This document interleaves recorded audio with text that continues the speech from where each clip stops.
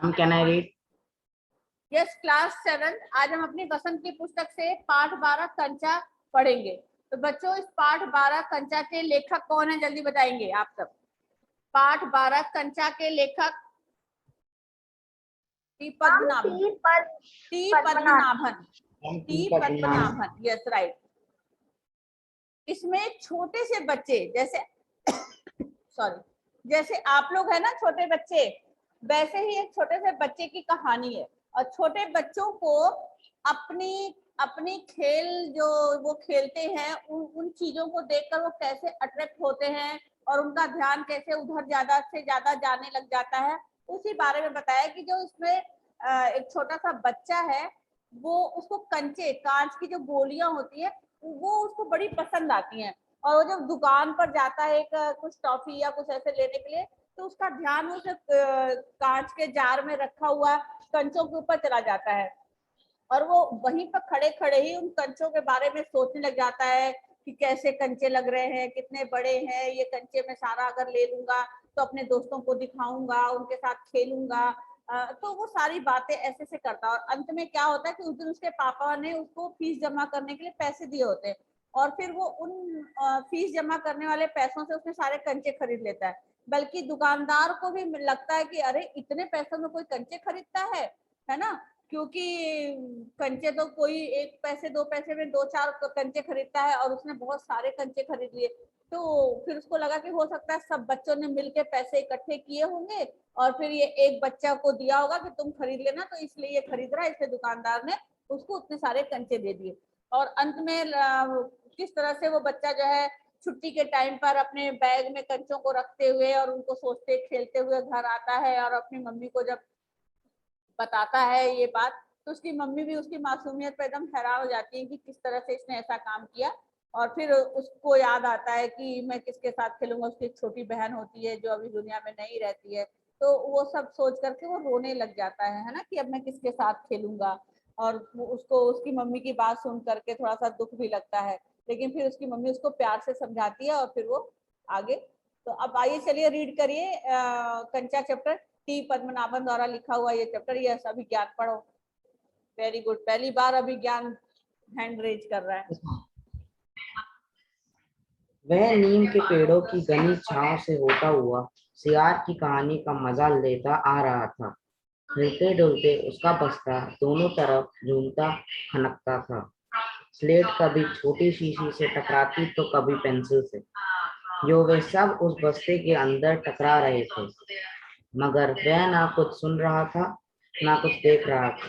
उसका पूरा ध्यान कहानी पर केंद्रित था। कैसी मजेदार कहानी, कौए और सियार की। सियार कौए से बोला, यार कौए, एक गाना गाओ ना, तुम्हारा गाना सुनने के लिए तरस रहा हूँ। कौए ने गाने के लिए मुंह खोला तो रोटी का टुकड़ा जमीन पर गिर गया। अभिज्ञान एक मिनट अपने आप को अनम्यूट कर लो। हाँ, ये अभी अभी फिर से जो मैंने अभी बोला है, चलिए अभिज्ञान आप अपने आप को अनम्यूट कर लीजिए। अनम्यूट करो अभिज्ञान। Yes ma'am. चलो पढ़ो। तुम्हारा गाना सुनने के लिए तरस रहा हूँ। कौवे ने गाने के लिए मुंह खोला तो रोटी का टुकड़ा जमीन पर गिर गया। सियार उसे उठाकर 9 तो 11 हो गया। वह जोर से हंसा, बुद्धू कौवा। वह चलते चलते दुकान के सामने पहुंचा। वहां अलमारी में कांच के बड़े बड़े जार कतार में रखे थे। उनमें चॉकलेट, पेपरमेंट और बिस्कुट थे। उसकी नजर उनमें से किसी पर नहीं पड़ी। क्यों देखे, उसे पिताजी उसे ये चीजें बराबर ला देते थे। फिर भी एक नए जार से उसका ध्यान आकर्षित किया। वह कंधे से लटकते बस्ते का फीता एक तरफ हटाकर उसे जार के सामने खड़ा टुक टुक कर आता रहा। नया नया लाकर रखा गया है। उससे पहले उसने वह चीज यहाँ नहीं देखी है। पूरे जार में कंचे हैं, हरी लकीर वाले बढ़िया सफेद गोल कंचे, बड़े आंवले जैसे, कितने खूबसूरत हैं। अब तक ये कहाँ थे? शायद दुकान के अंदर। अब दुकानदार ने दिखाने के लिए बाहर रखा होगा। उसके देखते देखते जार बड़ा होने लगा। वह आसमान सा बड़ा हो गया तो वह भी उसके भीतर आ गया। वहां और कोई लड़का तो नहीं था, फिर भी उसे वह वही पसंद था। छोटी बहन के हमेशा के लिए चले जाने के बाद वह अकेले ही खेलता था। वह कंचे चारों तरफ बिखेरता मजे में खेलता रहा। तभी एक आवाज आई, लड़के तू उस जार को नीचे गिरा देगा। वह चौंक उठा। जार अब छोटा बनता जा रहा था। छोटे जार में हरी लकीर वाले सफेद गोल कंचे, छोटे आंवले जैसे। सिर्फ दो जने वहां हैं, वह और बूढ़ा दुकानदार। दुकानदार के चेहरे पर कुछ चिड़चिड़ाहट थी। मैंने कहा ना, जो चाहते हैं वो वह मैं निकाल कर दूं। वह उदास हो अलग खड़ा रहा। क्या कंचा चाहिए? दुकानदार ने जार का ढक्कन खोलना शुरू किया। उसने निषेध में सिर हिलाया। यस बेटा वेट। अब देखिए वो छोटा बच्चा जो है जब अपने घर से सुबह सुबह तैयार होकर के स्कूल के लिए निकला तो पैदल ही चल रहा था और हरे व नीम के पेड़ों की घनी छांव से छांव में होता हुआ चल रहा था। सियार की कहानी का मजा लेता आ रहा था, मतलब ऐसे मन में ही अपने मन में सियार की कहानी के बारे में सोचता हुआ आ रहा था। हिलते डुलते उसका बस्ता दोनों तरफ से झूमता खनकता था, मतलब वो जैसे छोटे बच्चे अपने पीठ के ऊपर बैग लाद लेते हैं और फिर ऐसे झूमते हुए चलते हैं तो उनके बैग में जो भी सामान होता है वो एक दूसरे से टच करके आवाज करता रहता है। ऐसे हिलते हिलते उसका बच्चा जो बस्ता था वो झूमता खनकता था। स्लेट कभी छोटी शीशी से टकराती, मतलब अब वो छोटा बच्चा था, छोटी क्लास में पढ़ता था तो बड़ी बड़ी मोटी मोटी किताबें नहीं थी, बल्कि स्लेट जिसके ऊपर पहले चौक से लिखते हैं ना, वैसे ही स्लेट था। छोटी सी शीशी रखा हुआ था बच्चे ने अपने बैग में, तो कभी स्लेट शीशी से टकराती तो कभी पेंसिल से। तो यूं वे सब उस बस्ते के अंदर टकरा रहे थे सब आपस में ही, मगर वह कुछ नहीं सुन रहा था। उसके जो कान में कोई भी आवाज अपने बैग के अंदर टकराने वाली नहीं सुनाई दे रही थी, ना वो कुछ देख रहा था। उसका पूरा ध्यान अपने कहानी पर केंद्रित था, मतलब जो उसने पहले मम्मी से सुन रखा था तो उसको वही उसके दिमाग में कहानी चल रही थी और वो सोच रहा था कैसी मजेदार कहानी कौवे और सियार की है। अब उसकी कहानी में क्या था कि सियार जो था वो कौवे से बोला, प्यारे कौवे एक गाना गाओ, है ना। तो अब इस ये कहानी क्या है कौवे और सियार वाली, कि कौवे को एक रोटी मिल जाती है कहीं से भी और कौवे के चोंच में रोटी दबा हुआ सियार देख लेता है तो सियार सोचता है कि मैं ये रोटी कैसे खा लूं। अब उसने चालाकी से अपने दिमाग को चलाया और उसने बोला कौवे को कि प्यारे कौवे एक गाना सुनाओ, तुम्हारा गाना सुनने के लिए मैं तरस रहा हूँ। तो कौवा तो उसकी जो काव काव की इतनी कर्कश आवाज होती वो कोई सुनना नहीं चाहता, और अब सियार कह रहा है कि तुम्हारा गाना सुनने के लिए मैं तरस रहा हूँ, तो बड़ा खुश हो गया और उसने जैसे ही अपना मुंह खोला काव काव करने के लिए, वैसे उसके मुंह के अंदर जो रोटी का टुकड़ा था वो नीचे गिर जाता है, जमीन पर गिर जाता है और सियार फटाफट उसको उठाता है और 9 2 11 यानी कि भाग लेता है। अब वो जोर से हंसा, मतलब ये बात उसके दिमाग में जैसे ही ये सुना उसको हंसी आ गई, है ना। 9 2 11 हो गया और जोर से होता, फिर तो बच्चा सोचता है कि कैसा बुद्धू कौआ था, उसको समझ ही नहीं आया कि मेरी रोटी मेरे बोलते ही खुल जाएगी, नीचे गिर जाएगी। वह चल उसके बाद ये सोचता सोचता वो चलते चलते दुकान के सामने पहुंचा, जो दुकान उसके स्कूल के ठीक सामने गेट के सामने वो दुकान था। वो वहां पहुंचा, वहां उसने क्या देखा कि उसकी दुकान के सामने जो एक बड़ा सा ऐसे बना था प्लेटफॉर्म सा बना होता, वहां की अलमारी में कांच के बड़े बड़े जार एक लाइन से ऐसे रखे हुए थे, है ना, कतार से रखे थे। और एक में चॉकलेट, किसी में पिपरमेंट, किसी में बिस्कुट, ये सब था उसी में।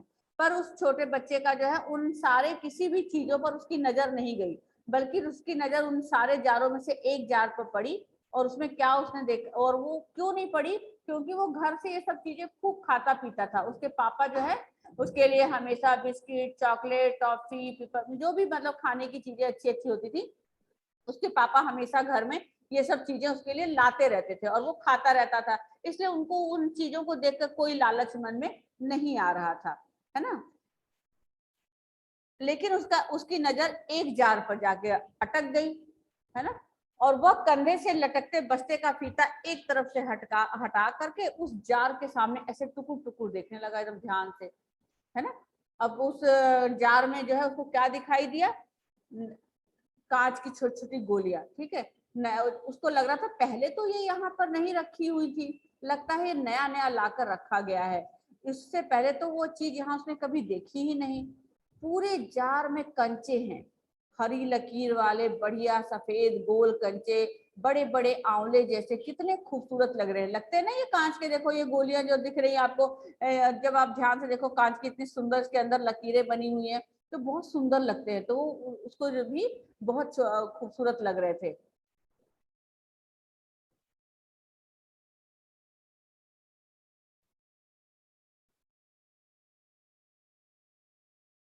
अब तक ये कहाँ थे, उसने मन में सोचा कि अब तक ये कहाँ थे, इतने दिनों तक हमें क्यों नहीं दिखे, है ना।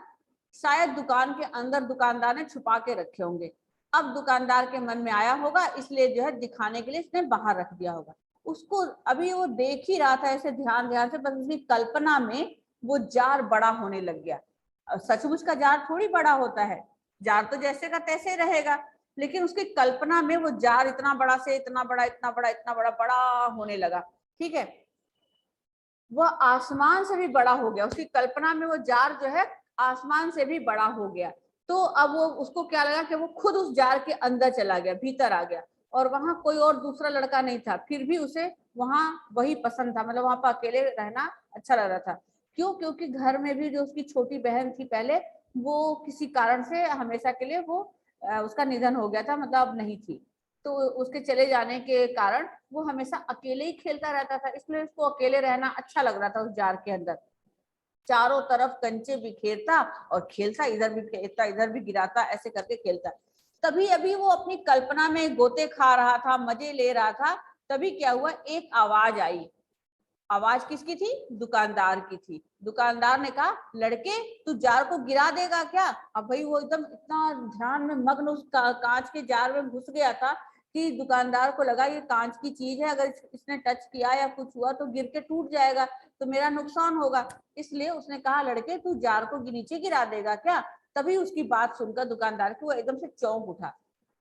अब जैसे चौंक उठा, अपने ध्यान में आया, तो वो जार भी अब छोटा होता चला गया, जैसे पहले वाले साइज का होता चला गया। छोटे जार में हरी लकीर वाले सफेद गोल कंचे जैसे छोटे छोटे आंवले जैसे गोले उसको बहुत अच्छे लगते। सिर्फ 2 जने वहां हैं। अब कौन है वहां पर? एक वो बूढ़ा दुकानदार है, उसके चेहरे पर कुछ चिड़चिड़ाहट थी कि ये लड़का कुछ खरीद भी नहीं रहा है, मुझसे कुछ मांग भी नहीं रहा है, और यहाँ टुकुर टुकुर यहाँ देख रहा है, पता नहीं इसको क्या चाहिए, इसलिए वो थोड़ा दुकानदार चिड़चिड़ा हुआ था। उसने कहा, दुकानदार ने, मैंने कहा ना जो चाहते हो मैं तुम्हें निकाल के दूंगा इस जार के अंदर से, तुम्हें क्या चाहिए बोलो, ऐसे करके बोलता दुकानदार। वो उदास होकर थोड़ा सा अलग खड़ा हो गया बच्चा जो है। तो दुकानदार उसकी बात समझ के बोला, क्या कंचे चाहिए? दुकानदार ने जार का ढक्कन ऐसे खोलना शुरू किया, तो उसने निषेध यानी नहीं में सिर हिलाया कि नहीं, मुझे कंचे नहीं चाहिए। चलिए नेक्स्ट बच्चा। हाँ भूमि पढ़ो, अनम्यूट करो।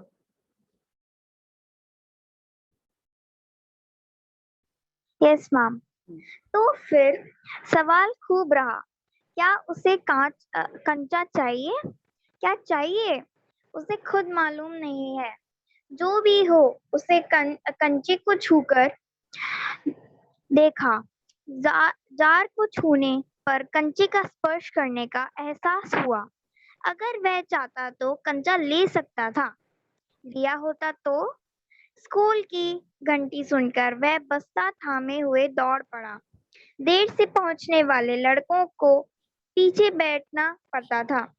उस दिन वही सबके बाद पहुंचा था, इसलिए वह चुपचाप पीछे की बेंच पर बैठ गया। सब अपनी अपनी जगह पर हैं। रामन अगली बेंच पर है, वह रोज समय पर आता है। तीसरी बेंच के आखिर में मल्लिका के बाद अम्मू बैठी है। जॉर्ज दिखाई नहीं पड़ता। लड़कों के बीच जॉर्ज ही सबसे अच्छा कंचे का खिलाड़ी है। कितना कितना भी बड़ा लड़का उसके साथ खेले, जॉर्ज से मात खाएगा वो। हारने पर यूं ही विदा नहीं हो चलाकर बंद मुट्ठी के जोड़ों की हड्डी तोड़ेगा। जॉर्ज क्यों नहीं आया? अरे हाँ, जॉर्ज को बुखार है ना। उसे रामन ने यह सूचना दी थी।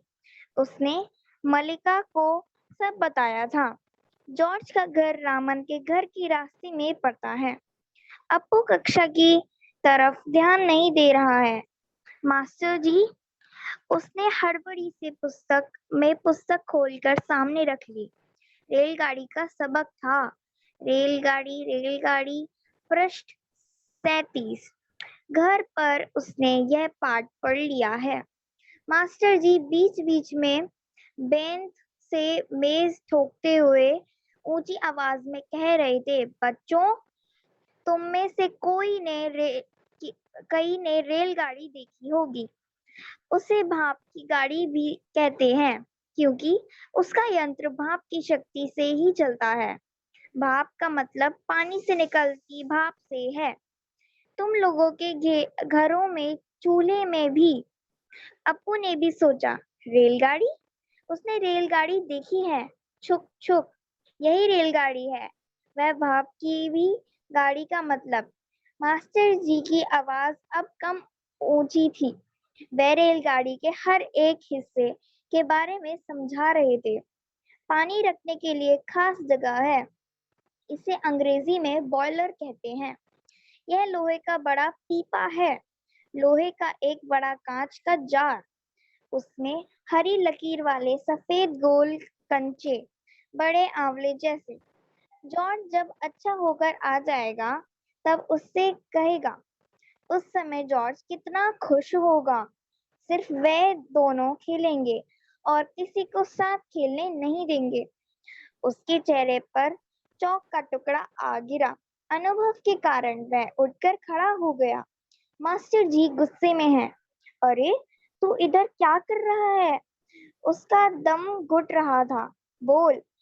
वह खामोश खड़ा रहा। क्यों नहीं बोलेगा? वह अप्पू के पास पहुंचे। सारी कक्षा सांस रोके हुए उसी तरफ देख रही है। उसकी घबराहट बढ़ गई। यस, मैं अभी अब देखो। Okay okay ma'am.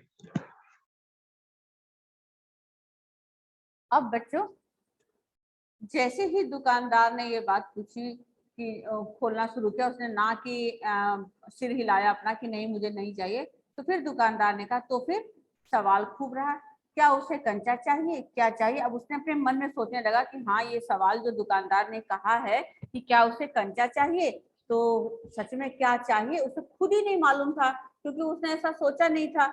जो भी हो, उसने कंचे को छू कर देखा, यानी कंचे को हाथ में तो नहीं लिया, पर जिस जार में कंचा रखा था उस जार को छूने से ही उसको महसूस हुआ कि मैंने कंचों को छू लिया है ना। उसको स्पर्श करने से एहसास हो गया।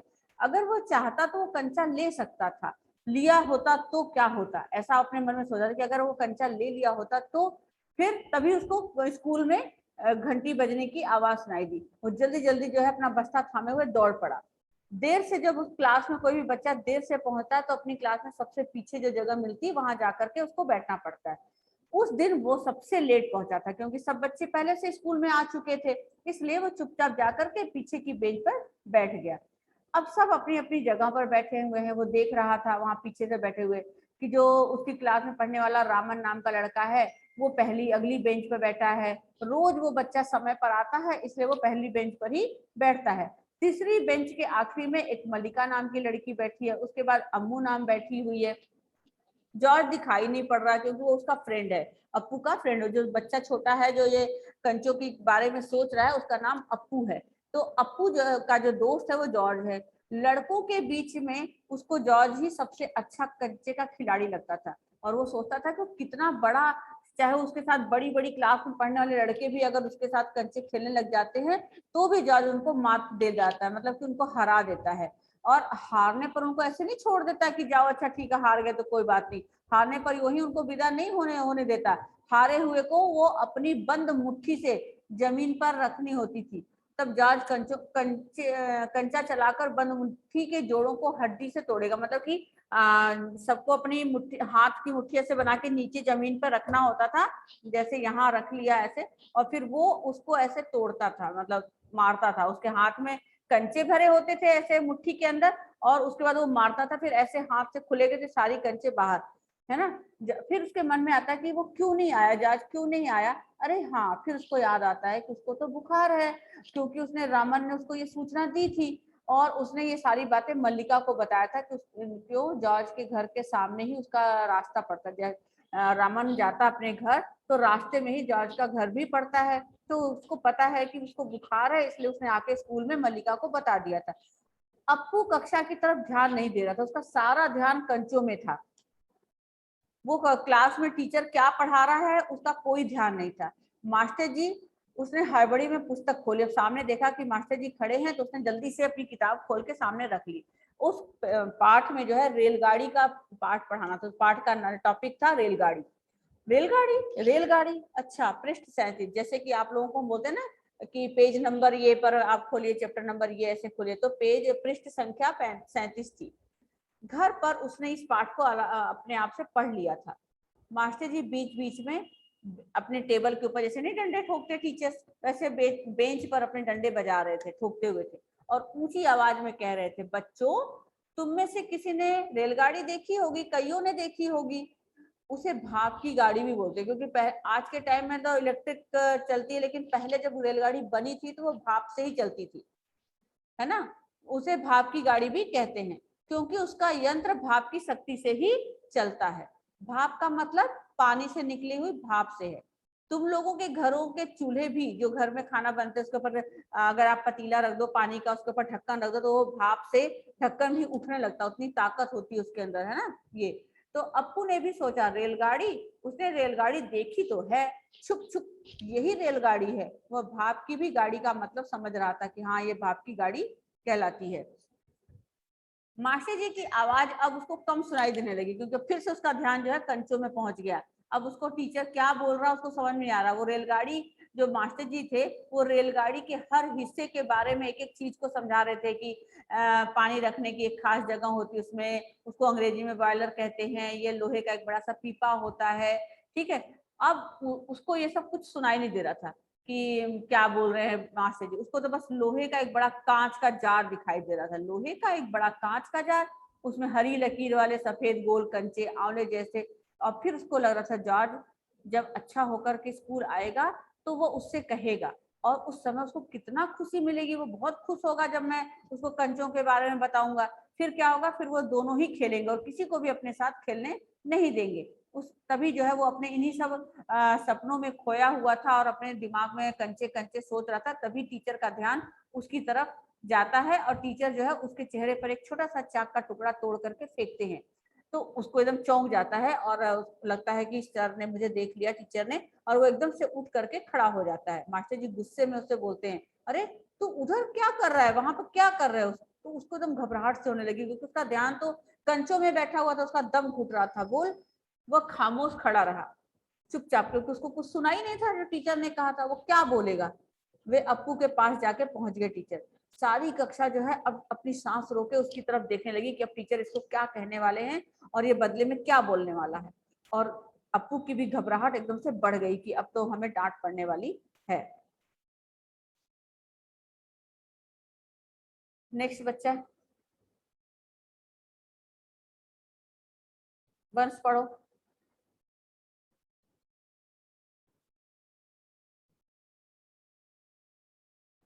ओके मैम, मैं भी किसके बारे में बता रहा था।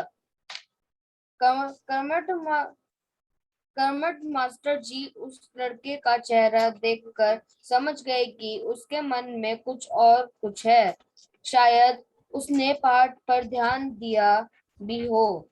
अगर दिया है तो उसका जवाब उसके मन से बाहर ले आना है। इसी में उनकी सफलता है। हाँ हाँ बता, डरना मत। मास्टर जी ने